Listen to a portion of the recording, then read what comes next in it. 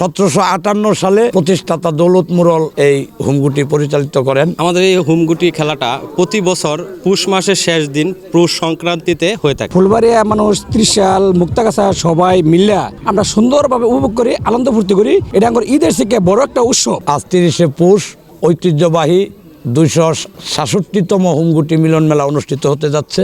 আমি নাট্যকার আবি সিদ্দিক আবু মুরল এই হুমগুটির পরিচালক হিসাবে দায়িত্বে আছি বংশীয় ধারাবাহিকতায়। 1758 সালে প্রতিষ্ঠাতা দৌলত মুরল এই হুমগুটি পরিচালিত করেন। তো লক্ষ্য উদ্দেশ্য ছিল জমিদার আমল, সেখানে ভূমিদস্যুদের সমস্যা ছিল, জমি দখল বেদখলের সমস্যা ছিল, ভূমি বন্টনের সমস্যা ছিল। সেই লক্ষ্যে এই গুটির উৎপত্তি। ওই জমিদার আমলে ওইখানে গুটি খেলা দেওয়া হয়, ওইখানে পরগনা তালুক প্রজাদের মাঝখানে এই খেলা দেওয়া হয়। জয় পরাজয়ের মাধ্যমে ওইখানে সীমা বন্টন হয়। তালুক প্রজারা জয়ী হয়, পরগনারা হারে। তো তালুকের জমি 9% কাটা হয়, যারা বিজয়ী হয়, আর পরগনা হয় 6% কাটা। তো সেই ধারাবাহিকতায় আজও পর্যন্ত আমরা এই খেলা খেলে আসছি।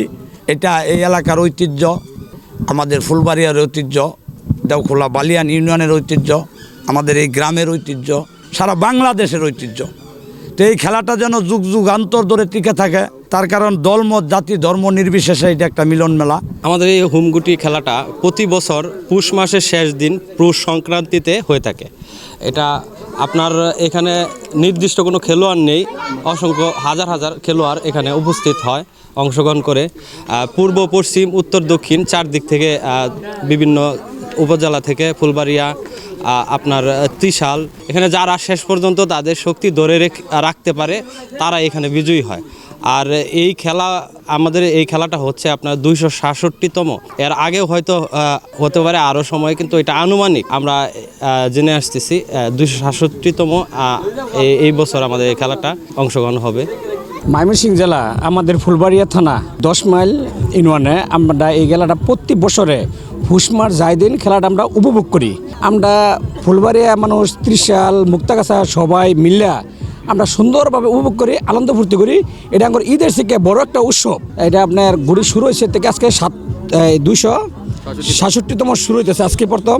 এটা আপনার ত্রিশাল আর মুক্তাগাছা যখন জমিদাররা মানে আপনার এই জমিনে ভাগাভাগি করছে, মানে খাজনা নিয়ে লাগছিল, তখন এই খাজনা করছিল তালুকের মাপের থেকে মানে কারই বাদে একটা সিদ্ধান্ত দিচ্ছে একটা গুড়ি খেলা দিব। এই গুড়ি খেলার উদ্যোগে যে গুড়িটা নিতে পারে কার শক্তি বেশি, মানে ওই হিসাবে তারা এটা নিয়ে গেছে।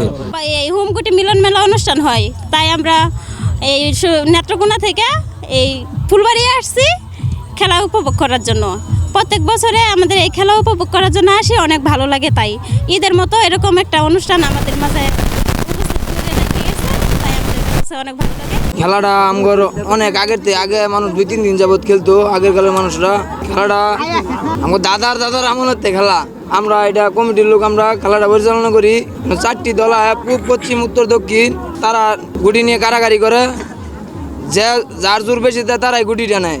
আগিলাপুরের মানুষের খায়া কোন কাম নাই, পুষ মাস আইলে বাইরে খেলা একটা দিছে তাই।